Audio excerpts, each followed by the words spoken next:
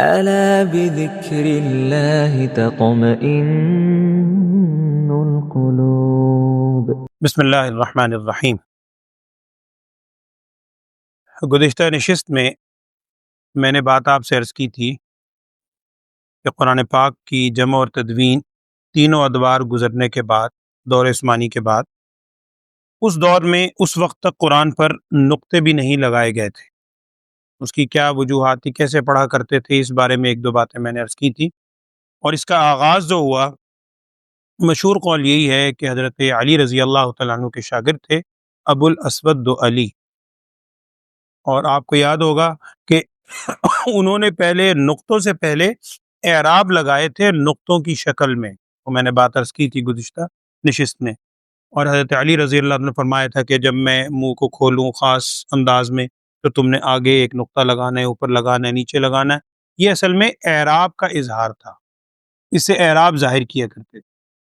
اس کے بعد جب نقطے لگانے کی باری آئی تو نقطوں کے حوالے سے مشہور یہ ہے کہ حجاج بن یوسف ثقفی، ظلم اس کا زیادہ مشہور ہے، تو حجاج بن یوسف ثقفی سے اللہ تعالیٰ نے یہ کام لیا کہ انہوں نے قرآن میں نقطے لگائے۔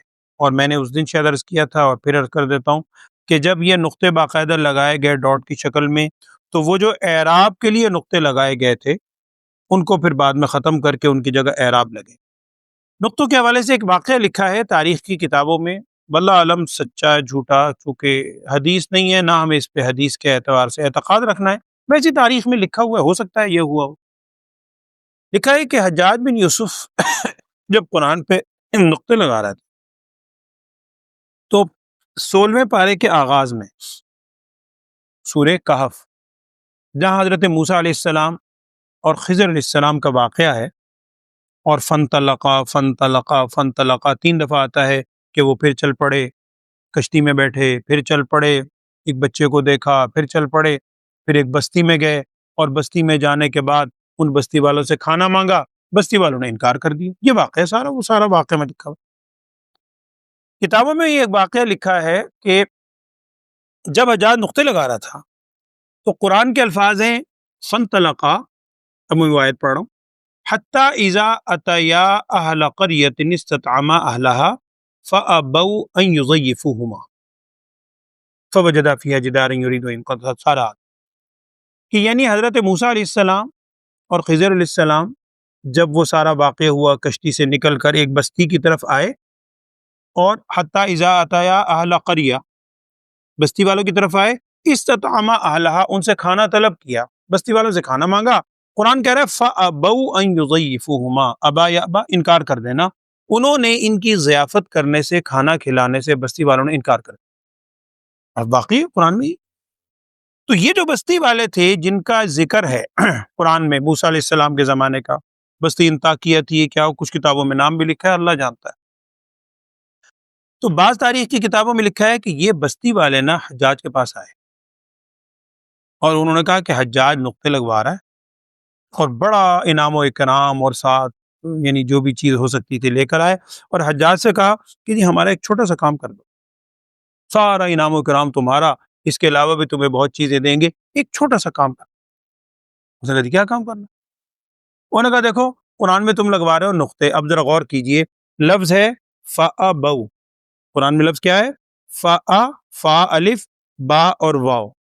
اچھا میں فا الف با واو لکھ رہا ہوں، نقطے نہیں لگائے، فا پر نقطہ لگ گیا، اب آگے جو با اور واو ہے، با کے اگر نقطے نہ ہوں، اس کو خالی چھوڑ دیں، یہ فَأَبَوْا بھی ہو سکتا ہے، نیچے 2 نقطے لگا دوں فَأَيَوْا بھی ہو سکتا ہے، یہ 2 نقطے اوپر لگا دوں تو تا بن کے فَأَتَوْا بھی ہو سکتا ہے۔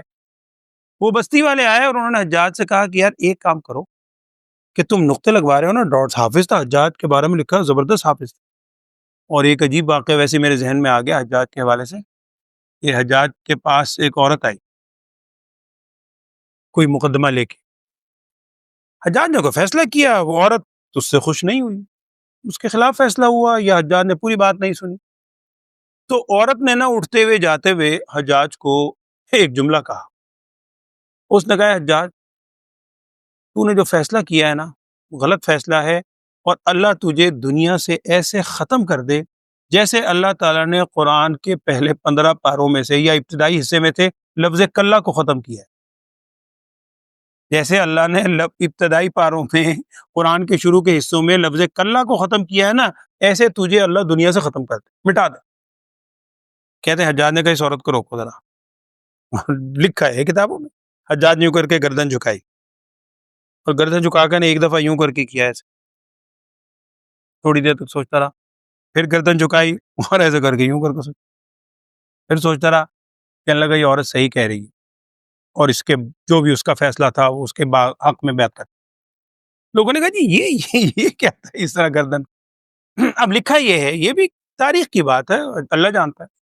کہتے ہیں کہ حجاج حافظ بڑا پکا تھا، یعنی دیکھیں ظلم اپنی جگہ، اب اللہ جس سے کام لے. کہنے لگے اس نے کہا جناب اس عورت نے کہا کہ قرآن کے شروع کے پاروں میں سے جیسے اللہ نے لفظ کلّا کو غائب کیا ہے تو میں نے یوں کر کے سر جھکا کے ایسے کیا، میں نے شروع کے جو 15-16 پارے تھے نا ان پہ نظر ڈالی،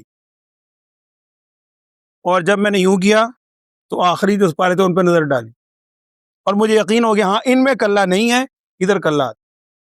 اور کلّا اسی میں ہی ہے، یہ جو فا بہو والی آیت ہے اس کے بعد آ رہا ہے، اسی کے بعد آتا ہے کلّا. تو اب وہ اتنے پکا حافظ تھا، اس نے کہا جی مجھے اس سے یقین ہو گیا.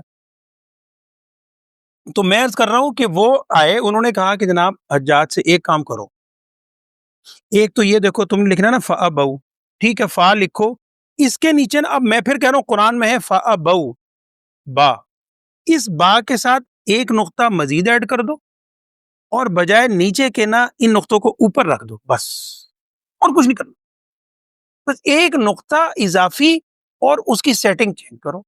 ابھی تو لگ ہی رہے نا، کسی کو کیا پتہ. تو خیر اچھا اب آپ دیکھیے اگر قرآن کے الفاظ ہیں فَأَبَوْا، اگر یہ دو نقطے اوپر لگا دیے جائیں اس کا مطلب ہے فَأَتَوْا، معنی بالکل الٹ ہو جاتا ہے. وہ بستی والے اس لیے آئے تھے، انہوں نے کہا کہ یار یہ جو اس میں لکھا ہے نا فَأَبَوْا کہ انہوں نے انکار کیا، بستی والوں نے ضیافت کرنے سے، قیامت تک جو بھی قرآن پڑھے گا ہماری بستی پہ لان تانی کرے گا. ایسے لانتی لوگ ہیں، اللہ کے نبی آئے اور موسیٰ علیہ السلام آئے، ان کا انکار، کھانا بھی نہیں کھلایا، روٹی بھی نہیں کھلائی، تو اللہ کے نبی ہوگی. اچھا اب اگر تم تا لگا دو گے فَأَتَوْا، اب مطلب یہ بنے گا فَأَتَوْا أَيُّ، وہ آئے تاکہ ان کی ضیافت کی جائے. انکار نہیں، بالکل الٹ مانا. کہنے لگے اب اس سے ہوگا کہ لوگ ہماری تعریف کریں گے. اب وہی بات ہے، اصل تو اللہ نے حفاظت کرنی ہے نا، فانوس بن کے جس کی حفاظت ہوا کرے، وہ شمع کیا بجھے جسے روشن خدا کرے. اب اللہ نے حجاج سے کام لیا. حجاج کا ظلم تو مشہور ہی تھا. حجاج نے ایک دفعہ پوچھا کی کہہ رہے ہو، یہ میں تو پنجابی میں کہتا ہوں کیا کہہ رہے ہو. انہوں نے دوبارہ بات دہرائی. حجاج نے کہا جتنے آئے نا ان سب کی گردن اڑا دو. سب کو ختم. اس نے کہا تم قرآن میں ایک نقطے کی کمی اور زیادتی چاہتے ہو، یہ نہیں ہو سکتا. اصل بات تو وہ ہے اللہ تعالیٰ نے حفاظت کی ذمہ داری لی ہے، ایک نقطہ ایک شوشے کی کمی زیادتی نہیں ہو سکتی. تو اس طرح یہ نقطے حجاج بن یوسف نے لگوائے. اس کے بعد آج کی آخری بات اور ہے، اس کے بعد یہ جو میں نے عرض کیا کہ جب یہ نقطے ختم ہوئے تو اعراب اس وقت جو لگے ہیں زبر زیر پیش، کچھ حجاج کے بارے میں کہتے ہیں لیکن اکثر حضرات کا کہنا ہے حجاج نے یہ اعراب نہیں لگوائے. اعراب کے بغیر پڑھنا مشکل نہیں ہے، عربوں کے لیے اب بھی نہیں ہے. جیسے میں نے اس دن مثال اردو زبان پڑھتے ہیں یا عربی بھی اب پڑھ لیتے ہیں. یہ اعراب کی جو کام لیا اللہ نے، یہ غالباً تیسری صدی ہجری کے اندر ایک بڑا مشہور نام ہے. اللہ نے اس بندے سے بہت کام لیا اور اس کے ذریعے سے قرآن پاک پر اللہ تعالیٰ کی جانب سے پھر یہ اعراب لگوائے. وہ اعراب کا موجد کوئی شخص کہلاتا ہے الفراہیدی. فراہیدی نامی شخص ہے کہ جس نے قرآن پر اور اس کے بعد اعراب ایجاد بھی اسی نے کیے زبر زیر، اور قرآن پر باقاعدہ اہتمام کے ساتھ اس نے اعراب لگوائے کہ اس کے لیے علامت بنائی کہ یہ علامت اوپر ہو تو زبر ہے، نیچے ہو تو زیر ہے، اور اس کو پیش واو کی شکل میں اگر دے دو، چونکہ واو کی آواز آتی ہے پیش میں، اس شکل میں دے دو تو یہ پیش ہے. یہ علامات اس نے لگوائیں. یہ علامات لگوانے کے بعد خصوصاً قرآن پاک پڑھنے میں بہت ہی زیادہ سہولت ہو گئی. نقطے لگا دیے گئے اور اعراب لگا دیے گئے، اس سے قرآن پڑھنے میں بہت سہولت ہوئی. لیکن اس کے بعد بہت سے کام ہوئے.